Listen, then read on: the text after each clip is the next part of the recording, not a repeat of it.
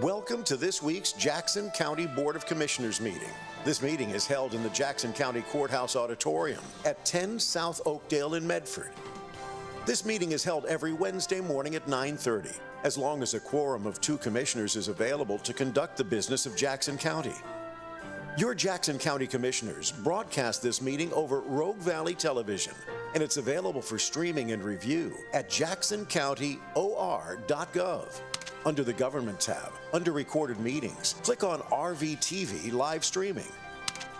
The types of business that occur at this meeting include public hearings, official voting on actions by the Board of Commissioners, presentations by departments of the county, and recognition of service that makes our county great. Agendas of the meetings are posted on the Commissioners' Bulletin Board and released on the county's website and through local media in the time required for public notice. Many of the conclusions on the business presented to the Board of Commissioners have been discussed in detail and prepared by the administrative office and staff prior to consideration at this meeting and the official vote. These prior discussions also have been properly noticed and the work done in a transparent manner. We encourage you to come and experience the process by attending any of these meetings or watch online at jacksoncountyor.gov. And now, your Jackson County Commissioners, Rick Dyer, Colleen Roberts, and Randy Sparacino, working for you.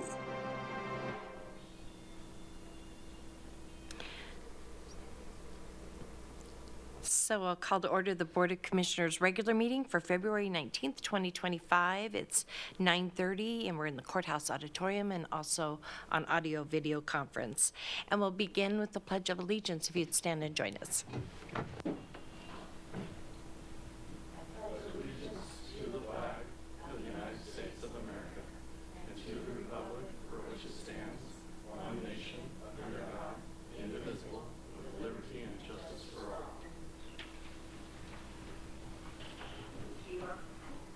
Our first item is a request for and discussion of non-agenda items. It's a 5-minute limit pursuant to the codified ordinances of Jackson County, Section 213.06. Members of the public may address any item not on the agenda. However, pursuant to ORS 192.640, the Board of Commissioners is prohibited from discussing a principal subject that is not on the agenda. Therefore, the Board of Commissioners will listen to your concerns and may consider the matter you raised by asking staff to follow up on any questions or by placing the matter on the agenda for discussion at a future meeting. And we have a sign-up sheet in the auditorium, and we have one person that signed up, and I think it's Mr. Alzado. And you come to the microphone and give your name and address for the record, please. And my name is Ciel. Sorry. Go ahead. My name is Ciel Alzado, 1001 Tyler Creek Road, Ashland, Oregon, 97520. Great. Go ahead. Yeah, thank you so much for your time. I've never done this before, so I apologize. I really try not to go over. I grew up here. I've been here since the mid-'80s. My father moved here and worked at Butler Ford and Lithia Motors. He sold cars to support our family. He also ran Oregon Stageworks and worked at Actors Theater, and before it was Camelot. Just a little context. I went to school at Portland State University for environmental science and management. I worked for NOAA on commercial fishing boats outside of Oahu in Hawaii.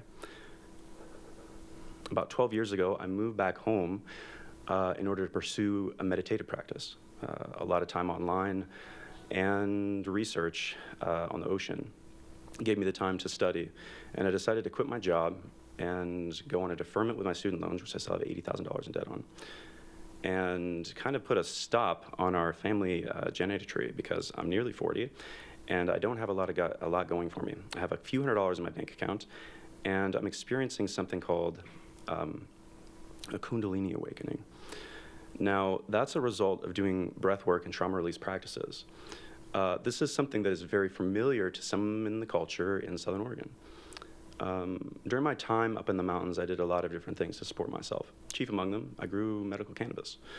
This was something that I found was helpful for me for certain periods of time, and it's something that has integrated itself into the community here, I believe, in different ways. Some ways that are not very good, and some ways that are good medicinally. We're on the tip of the spear and the cutting edge in the Pacific Northwest, and I think it's an incredible thing.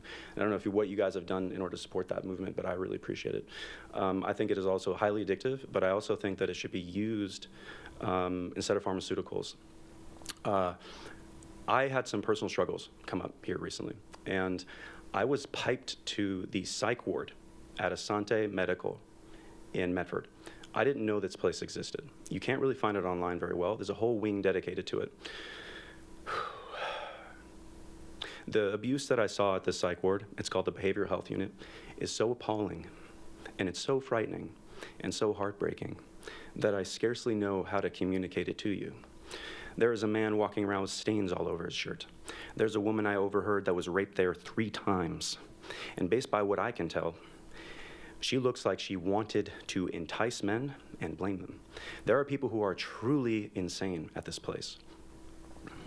They commingle the high-risk individuals and people like me with a meditation background and probably just wants to like garden. But they don't do that. I was punched. And when about 30 minutes later, a nurse or doctor came up to me and they asked, I'm gonna pivot. This is personal, but it's also about the Valley. My uncle is Lyle Alzado, famous football player, Raiders, Broncos, Browns. I'm on the verge of not wanting to live here. I'm staying at a hotel, and never in my life have I felt like in Southern Oregon, I can't walk around at night without threat upon my person. I've had to reevaluate my nervous system for the Valley. It's dangerous. I had a homeless man come up to me. I said, no, and he came again. If I get a homeless man who comes again, that's an act of aggression, and I'm not gonna wait. I'm gonna do something. I felt threatened. I've never seen that, nor did I expect it. In high school, I graduated here. My parents, we have a home still. My dad, he managed to save our house during the economic wave, and we are in the middle of it. Our town, our area is slowly declining. Kachina Biatsi, Omar's changed hands. The Black Sheep is closed. The cinema hasn't opened up again. And there are movie stars that come through here. Ashland is not a small town. It really isn't. It's a beautiful area. We have got to find a way to open up BLM land for luxury development. We deserve to be on the same page as Jackson Hole, Wyoming. I believe that, and I think our area can do it. It's very, very unique. We're losing the Shakespeare Festival. People aren't going to want to go again. The boomers, they're not, people younger than me, they don't go to theater. They watch movies on Netflix. The theater is something my father was very passionate about and decided that it was up to him. There's one more thing. I am a victim of ritualistic child abuse. I went to the sheriff. The Peterson Society is a cult that lived in Southern Oregon in the mid-'80s. Thank you for your time. Appreciate you. Yep, thank you, Mr. Alzado. Anybody else in the auditorium wish to speak? We have somebody, see, yeah. You can come up to the podium, give your name and address for the record. Thank you so much. I'm sorry. I went to the next building. I'm so sorry. I'm coming.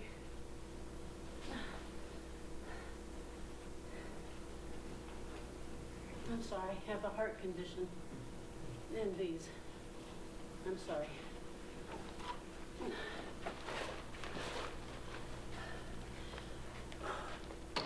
I wish I had some water. I should have brought water. I'm sorry. Hi. Good morning. Just step to the microphone. You can give your name and address for the record, please. It's a big day for me. My name is Michelle Levin, and I live at 899 Timberlake Drive. That's 2 miles outside of the city limit. Only 2 miles. That puts me in the county. It took me a lot of research to find out, and it was very hard for me to do, and it's just me doing this, to find out who is the boss. And I went all over the state. Who is in charge and who is the boss of the sheriff? Because he's an elected official. And the district attorney didn't know. The people in Salem didn't know. The people in Portland didn't know. They keep asking themselves, who's the boss? Who's the boss of the sheriff? And they said, you guys are.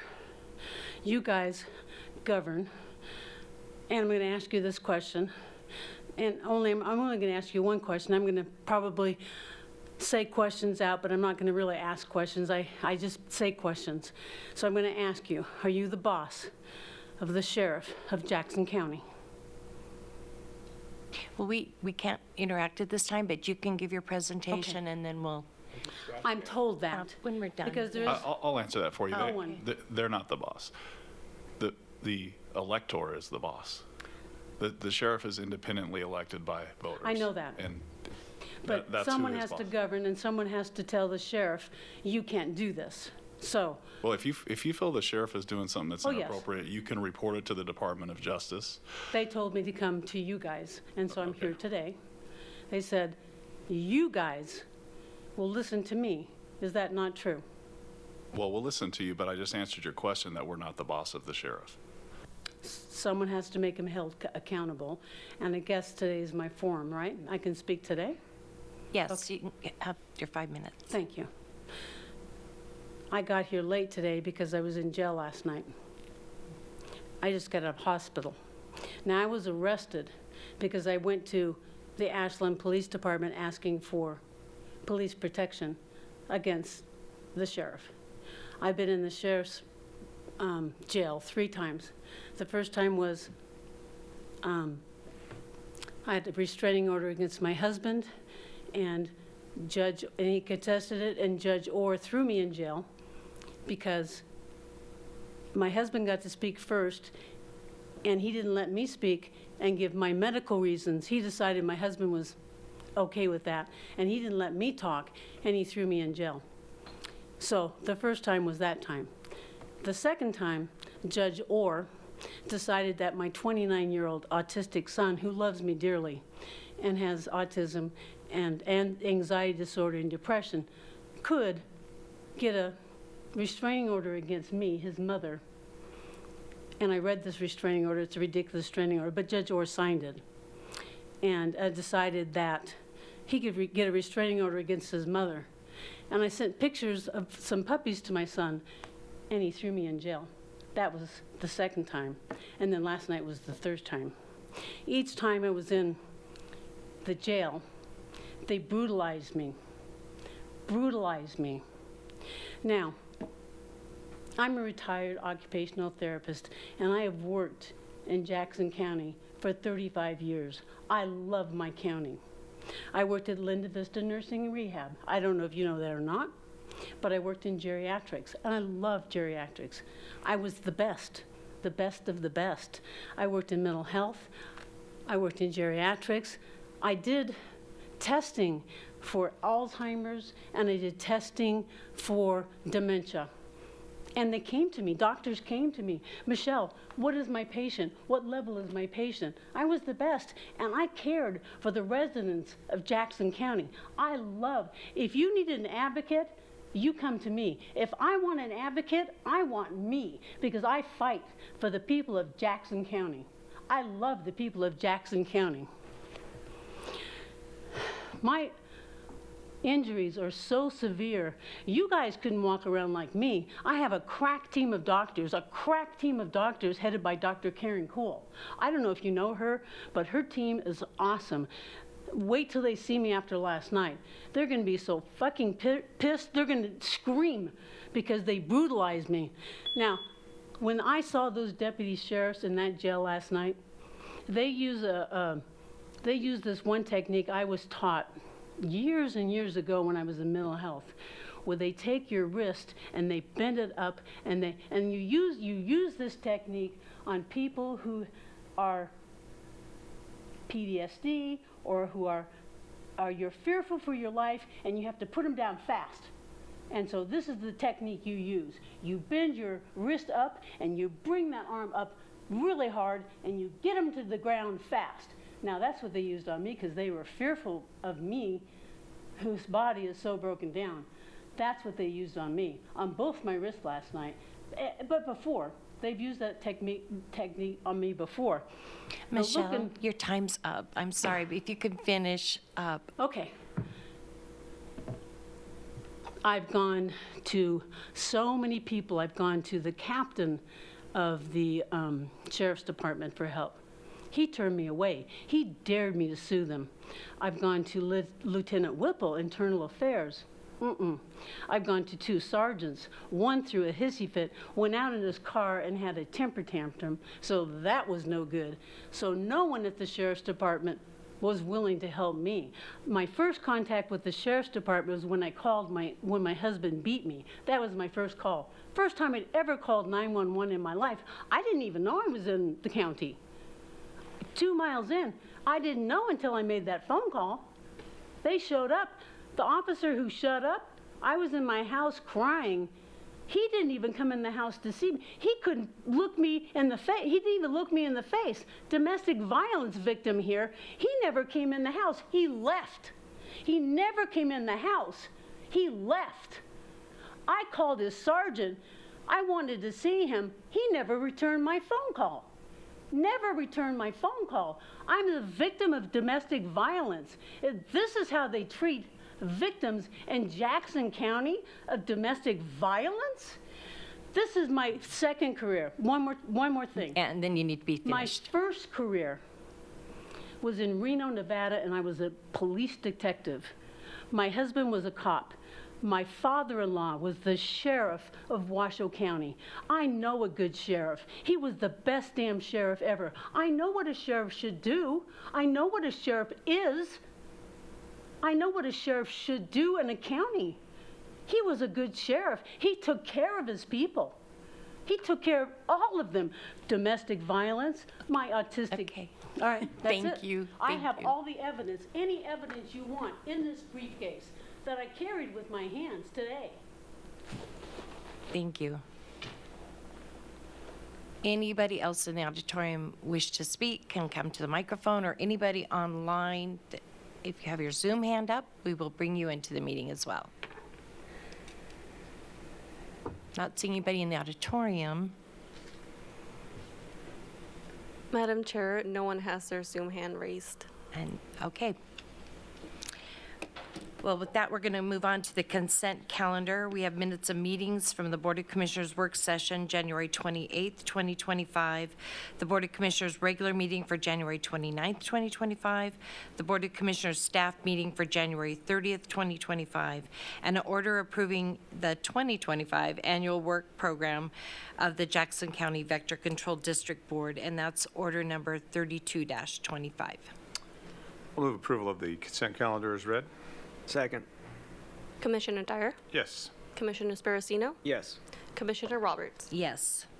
And we don't have any public hearings today, nor discussions or deliberations on our agenda, so with that, our meeting is adjourned.